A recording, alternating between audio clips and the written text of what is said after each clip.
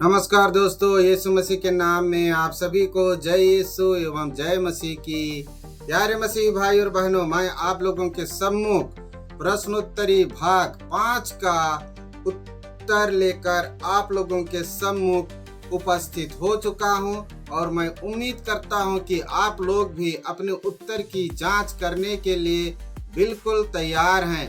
तो दोस्तों देखते हैं कि आपने कितने सवालों का सही जवाब दिया है। यदि आपने सही जवाब दिए हैं, इसका मतलब है कि आप बाइबल को पढ़ते रहते हैं। और दोस्तों, मेरा यह जो कंटेंट वाला जो वीडियो है, यह केवल पढ़ने वाले विद्यार्थियों के लिए नहीं है, यह माता पिताओं के लिए भी है, भाई बहनों के लिए भी है, छोटे बच्चों के लिए भी है। जब तक माता पिता को हमारे बाइबल के बारे में पता नहीं रहेगा तो लोग अपने बच्चों को क्या बताएंगे। और जब आप यीशु मसीह पिता ईश्वर के ऊपर विश्वास करते हैं तो उनके द्वारा किए गए हर एक कार्य को आपको जानना चाहिए। कहाँ पर क्या घटित हुआ है, इन सारी बातों को भी आप लोगों को जानना चाहिए, ताकि आपके बच्चे जब कभी भी आपसे पूछें कि पापा कि मम्मी भैया भाभी कि ये घटना कब हुआ या इसका क्या ताल्लुक है, तब आप उसे बता सकते हैं। तो प्यारे दोस्तों, आप लोगों का ज्यादा समय नहीं लेकर आइए हम लोग अब उत्तर की जांच करते हैं और देखते हैं कि आपने कितने नंबर पाया है। तो पहला सवाल था, किसने सूर्य और चंद्रमा को रोक दिया था? इसके 4 संभावित उत्तर थे। हारून ने, मूसा ने, योशुआ ने, दाऊद ने, एलियाजर ने। तो दोस्तों, इसका सही उत्तर है योशुआ ने। जब मूसा की मृत्यु हो गई, हारून की मृत्यु हो गई, तब पिता परमेश्वर ने इस्राएलियों का अगुवा योशुआ को चुना। और जब अमोनियों के साथ युद्ध हुआ, तब योशुआ ने सूर्य और चंद्रमा को रोक दिया था। दूसरा सवाल था, चंद्रमा और तारों से क्या निर्धारित किया गया? समय और दिन, महीना और पर्व, इसमें से सभी पर्व और त्योहार, आकाशीय घटना और पर्व। दोस्तों, इसका सही उत्तर है इनमें से सभी। क्यों? क्योंकि परमेश्वर ने चंद्रमा और तारों से समय और दिन को भी निर्धारित किया, महीना और पर्व को भी निर्धारित किया, और आकाशीय जो घटना घटती है उसे भी तारों को देखकर और चंद्रमा की घटती बढ़ती अमावस्या और पूर्णिमा को देखकर निर्धारित किया जाता है। तीसरा सवाल था, ईश्वर ने हमें कितने पर्व या त्योहार दिए हैं? इनके संभावित उत्तर थे 1 और 2, केवल 1, इनमें से सभी, 2 पर्व, 3 और 4 पर्व। तो हमें पिता ईश्वर ने प्रमुख रूप से 2 त्योहार दिए। पहला है पास्का का त्योहार और दूसरा है नई फसल यानी कि नया खाई का त्योहार। चौथा सवाल था, कोढ़ की बीमारी से शुद्ध होने के लिए सेनापति नमन ने यरदन में कितनी बार डुबकी लगाया था?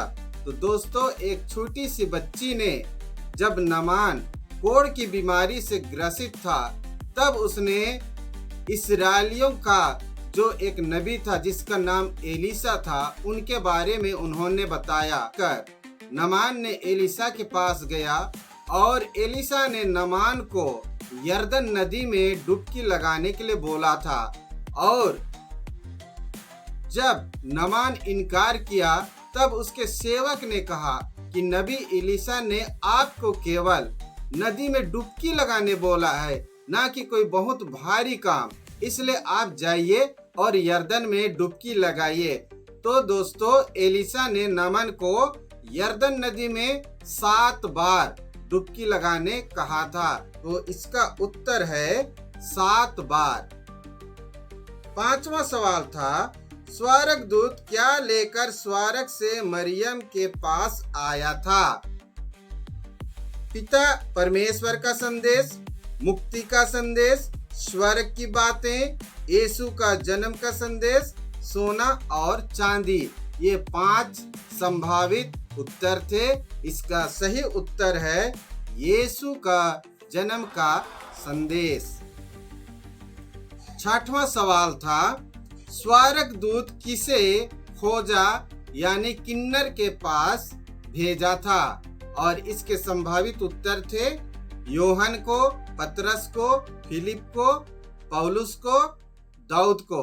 तो इसका सही उत्तर है फिलिप को स्वर्गदूत ने खोजा के पास भेजा था।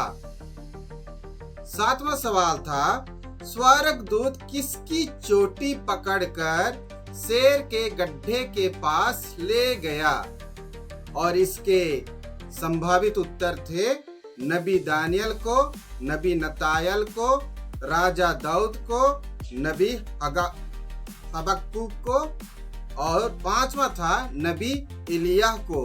तो इसका सही उत्तर है नबी हबक्कुक को स्वर्गदूत ने उसकी चोटी को पकड़कर नबी दानियल के पास ले गया था, जिस शेर के गड्ढे में दानियल को डाला गया था। और हबक्कुक ने वहां पर नबी दानियल को खाना खिलाया था। और स्वर्गदूत ने फिर से नबी हबक्कुक के चोटी को पकड़कर पुनः उनके घर के पास छोड़ दिया था। प्रश्न क्रमांक 8 था, सबसे पहले किसने दशमांश दिया? इसके संभावित उत्तर थे याकूब ने, अब्राहम ने, मूसा ने, आदम ने, सुलेमान ने। इसका सही उत्तर है अब्राहम या इब्राहिम ने सबसे पहले दशमांश दिया था। 9वां सवाल था, पहला हत्या किसने किया था? और इसके उत्तर थे मूसा ने, केन या कैन ने, राजा हेरोद ने, यूदा ने या राजा फिरौन ने। इसका सही उत्तर है केन या कैन ने अपने छोटे भाई हबील का हत्या किया था। 10वां सवाल था, किसने अपना पहलौठा अधिकार बेच दिया? और इसका संभावित उत्तर थे एसाव, याकूब, नूह, इसहाक, इब्राहिम। और इसका सही उत्तर है एसाव ने अपना पहलौठा अधिकार बेच दिया। जब उसे बहुत जोरों की भूख लगी थी, तब एसाव ने एक कटोरी दाल के बदले अपना पहलौठा अधिकार याकूब को बेच दिया था।